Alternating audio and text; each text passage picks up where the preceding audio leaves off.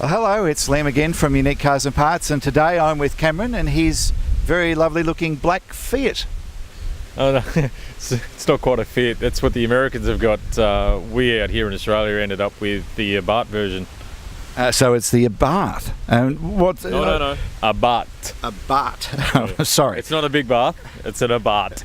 An Abarth. Yeah. Okay, so look, I know a little bit about these cars, owning an NC MX-5 myself many years ago. This thing is assembled and built by Mazda, is that correct? Yeah, that's correct. Yeah, under negotiations with Fiat themselves, they wanted to get back into the two-door sports car market, and this is how they went through it. Well, they did a bloody good job with the look of it. Now, which bits are Mazda? I'm assuming the panels are Mazda, the wheels are Mazda, is that right? Actually, all the panel work, the rims were all sent over from Italy and assembled in Japan on the Mazda production line. Okay, so what bits are Mazda? We got a running chassis. Somehow Fiat managed to take out 100 kilos of it over the Mazda. So it's, okay. Yeah, it's a lot lighter. Anything else that's Mazda? Just the floor plan? And floor plan, it's strapped to a 6-speed gearbox from the MX-5. We couldn't really improve upon that. No, well, it's a good, nice, tight package. Yep. And who doesn't like a tight package? Well, that's it. Who doesn't like a tight package?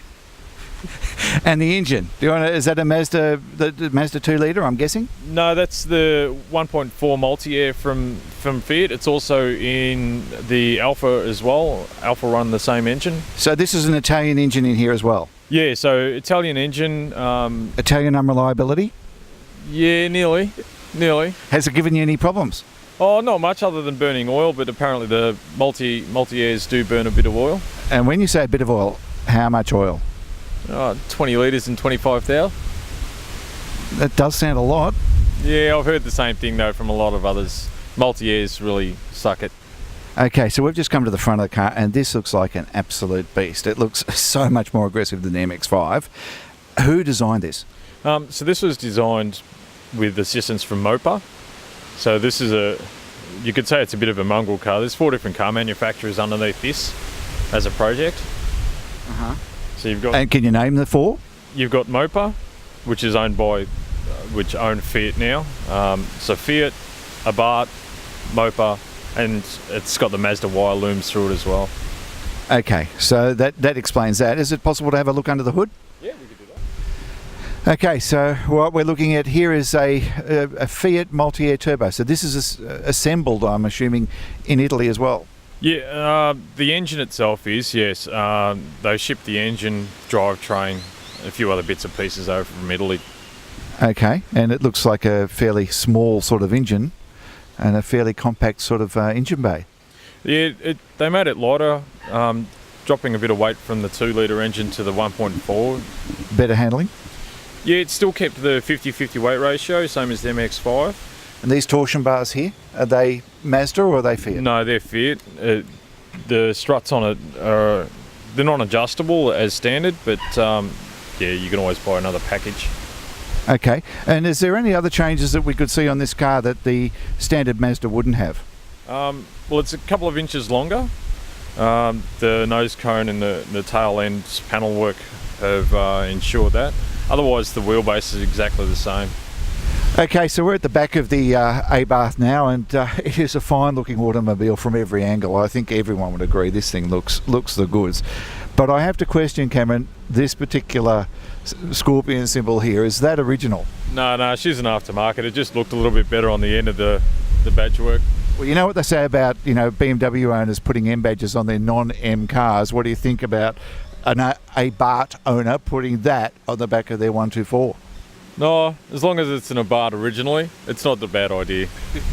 It's not a bad idea. Well, you heard it first here at Unique Cars and Parts. Apparently, the Scorpion is not a bad idea. So, Cameron, can we check out the boot space? Yeah, it's just a typical MX-5 size. It looks like you could fit a medium-sized suitcase in there. Or maybe a small child. Perfect for a small child. Ladies and gentlemen, you heard it first at Unique Cars and Parts. Thank you, Cameron. Now, what sort of problems have you had other than the oil issue, which must be a bit of a concern for you, churning through that much oil? Have you taken up with the manufacturer? After speaking to the manufacturer and a few other people online, it's a common thing with the multi-air. It does burn a bit of oil, but there has been a few remedies, putting a catch can in, things like that. So have you taken it back to Fiat under warranty? Yeah, they know there's an issue on the run on oil, so, but Chrysler are handling that, so. Yeah, and you're comfortable they'll get it sorted for you? Hopefully. We'll be able to interview you again and make sure that you're a happy camper. Oh, definitely. Well, Cameron, thank you very much for taking a few minutes out of your day to let us have a look at your car. I've got to say, I am very impressed, and I think maybe, just maybe, Cameron, being a friend, might let us go for a drive next time. What do you say? Certainly. Okay, thank you. Bye-bye.